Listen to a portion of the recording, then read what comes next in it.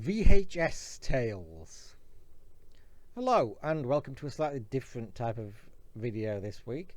This week I thought I'd start talking about, since I've done like a memorabilia collection set of videos, I thought I'd start talking about my actual physical media collection, both how it started and where it kind of is today.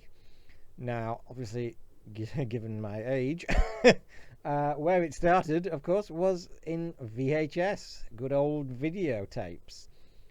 And so, in order to kind of go back to the beginning, now, I distinctly remember, we're talking like early-ish, mid-ish 80s. I used to have like maybe one or two blank tapes, Scotch tapes, which were basically excellent. Scotch were easily the best kind of VHS tapes that you could buy to record on. And I think I had one or two, so that was basically all I had as a kid. So I'd have to keep something on it for a really long time, unless I really wanted to tape over it with something else. I think the one thing I remember having for a really long time was Damien Omen 2. I had that kind of taped off air for a really long time, and I used to rewatch that movie endlessly. That explains a lot, doesn't it? The first kind of VHSs that I had for real, like not just taping off telly or whatever, were Gremlins and Return of the Jedi, which I got, I'm not sure, I think it was for Christmas. Again, we're talking mid-80s, a really long time ago. Now, what I do remember about them, I don't have them anymore, unfortunately. What I do remember most about them was my mother got them from our local video shop. Now, I don't think they were pirates, because they actually had like the proper like stickers on the tape, but for some reason the cases didn't have an actual cover. They were just like blank cases. I'm not sure what was going on there, because I mean at that time it was really expensive to buy movies on VHS. Of course, later on they came down considerably, but those were basically the first two that I had. I can't remember Jedi. I can remember Gremlins. I can remember how Gremlins started, because I remember some of the trailers that it had on before. I remember like this trailer for a film called Crazy for You with Matthew Modine in, and it had the Madonna song Crazy for You on it. And I remember the trailer for Rocky 4. I used to be able to recite that trailer practically off by heart, because I'd seen it so many times, though I never actually saw Rocky 4 until like a couple of years ago for some reason. My name is Ivan Drago. Now, my brother was a big film fan, still is, and he was older than me, so he had a considerably more of a VHS collection. Now, the majority of his, it has to be said, were cough cough pirates, basically taped from the video shop. Naughty boy he was. There were a couple of exceptions. I seem to remember him winning a couple of movies from like video magazines that he bought. He actually won a copy of the 1986 comedy horror Link and the 1987 horror thriller The Stepfather. So we watched those movies a lot, and I still love Link and I still love The Stepfather very much. But he had a huge collection of pirate videos. He was a very naughty boy.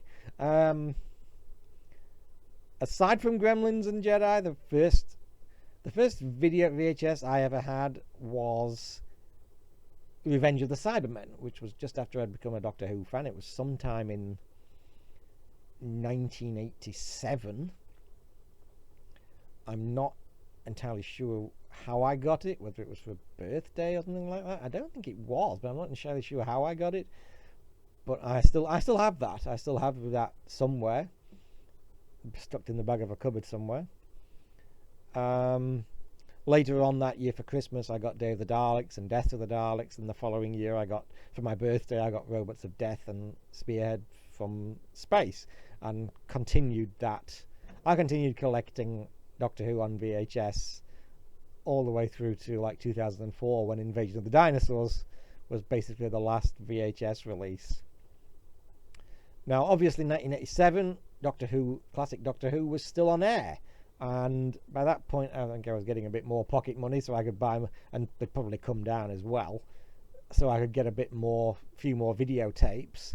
And I started taping Doctor Who off air. Obviously, I taped the whole of season 24, and later on I taped season 25 and season 26 as well. So I had those on blank tapes for quite a long time, until they all eventually came out on proper VHS. Now, in terms of other kind of VHSs that I had, I bought the first 2 seasons of Robin of Sherwood on VHS. Now, I seem to remember, I think I'm remembering right, for some reason they didn't release season 3 in the UK, at least not for a really, really long time. They released season 1 and 2, but there was no season 3. But for some reason, it was available in Australia. Now, I'm not sure how I knew this, but it was. And I ended up getting those. I sought them out when we came to Australia on holiday in 1989. I deliberately sought out season 3 of Robin of Sherwood.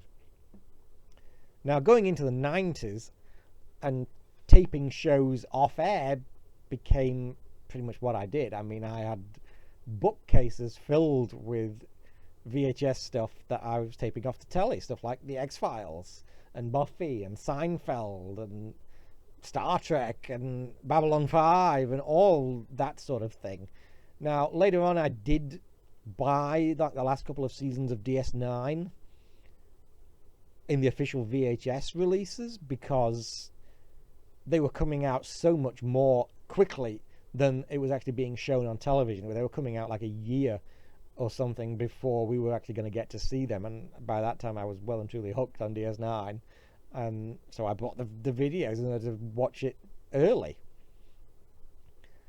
One of the other things that I taped off air in the 90s and the early 2000s was Neighbours, principally the repeats, because they started repeating in 1993.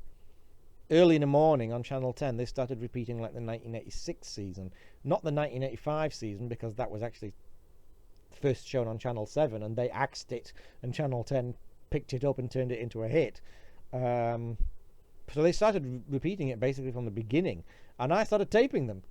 I mean, that was around the time that I was seriously going off the current Neighbours as it was, and watching the 86 episodes again. It's like, no, the memory's not cheating. It did actually used to be a lot more fun than it currently is.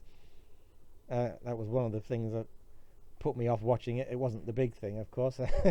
We all know what that was. Unfortunately, they stopped the repeats at some point in the 90s, which really, really, really annoyed me. But they started them again in the early 2000s. Now, the reason that it really, really annoyed me more than anything that they stopped them was because, of course, I actually missed basically an entire year of Neighbours when I emigrated, because at that point UK was a year behind transmission. So I emigrated like mid-91.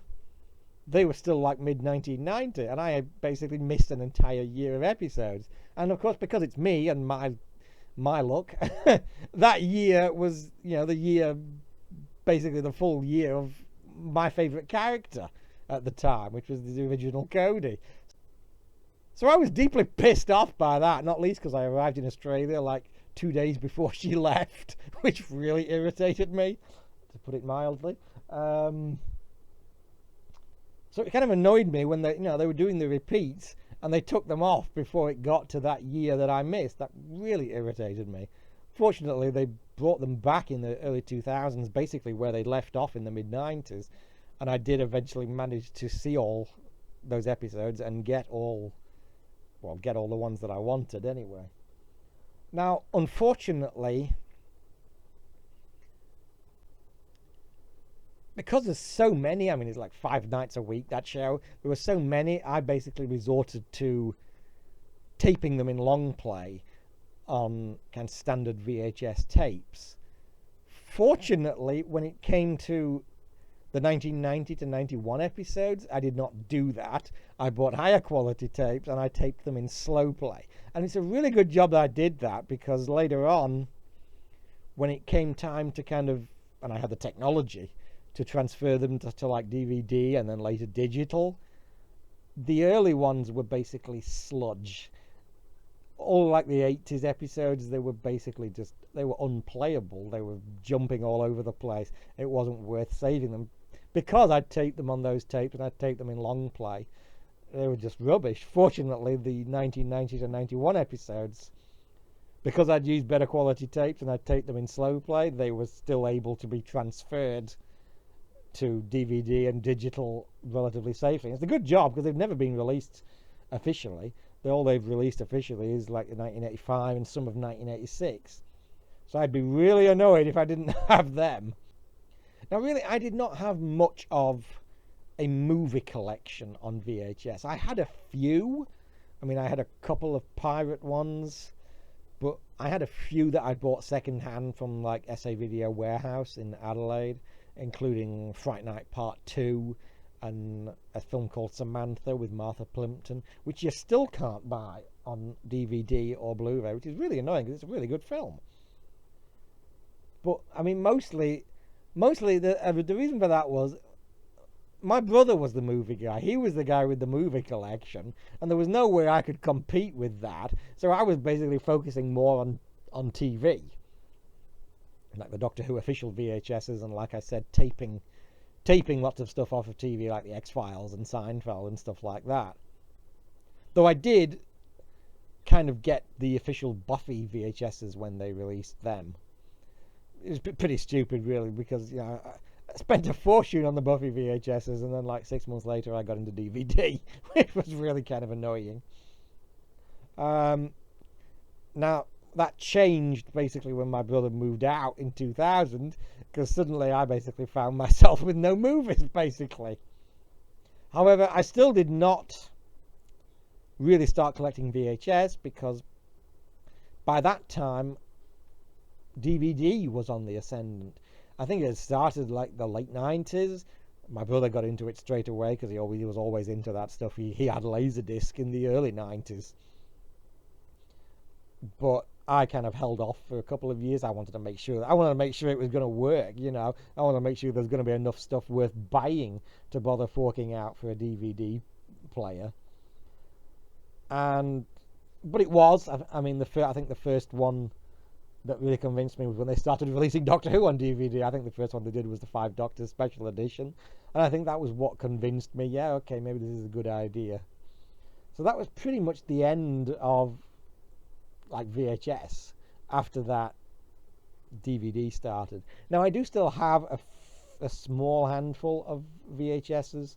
I basically got rid of the majority of them when I moved to Queensland in 2012, because it seemed fairly pointless, I've got them on DVD, so what's the point? Especially with like season box sets of shows like the X-Files and all the rest of it. Most of my off-air copies were fairly redundant, and most of like the Doctor Who VHSs, again, I couldn't keep them around. I had enough stuff as it was to keep them. I still have a few of the earliest Doctor Who VHSs. I have Revenge of the Cybermen, I have Day of the Daleks and Robots of Death, Time Warrior, An Unearthly Child. I still have a few of the early ones, and I keep them around. I actually kind of use some of them as like decoration on top of bookshelves, just to make things look a bit more interesting. And I still have, even though I've since transferred them to DVD, and I have like several copies on flash drives and external hard drives, I still do have the original VHSs of the 1990 to 91 Neighbours stuff. I don't know why, I guess I'm just paranoid. But that's basically it for my VHS collection. Now, I'm not going to talk about DVD and Blu-ray here, otherwise it end up being an hour long. So that's basically the story of how my physical media collection started with VHS. Bye for now.